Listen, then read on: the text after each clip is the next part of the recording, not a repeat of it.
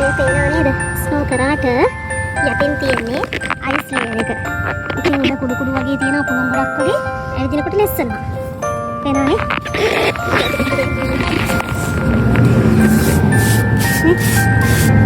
සමිතර ice තියෙන්නේ. වීදුරුවක් වගේ මේ අයිස් ප්ලේට් එක.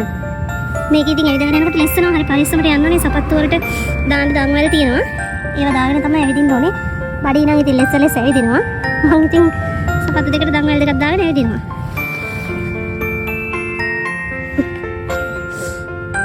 කොහොමද නේද? ස්නෝත් එක්ක එන්ජොයි කරන විදිය. ඇවිදිනකොට ඉතින් මේ අයිස් ප්ලේට් එකට ලෙස්සලා වැටුනොත් එහෙම ඉතින් හරිම තමයි. කකුල් කඩලා යනවා. කොඳු කැඩෙනවා. මෙයාට නම් ඉතින් ගන්නනේ. මෙයාගේ කැඩෙන්න පුළුවන් සමහර විට.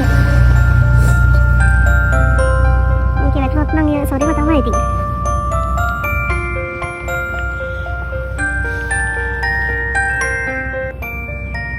ළමයා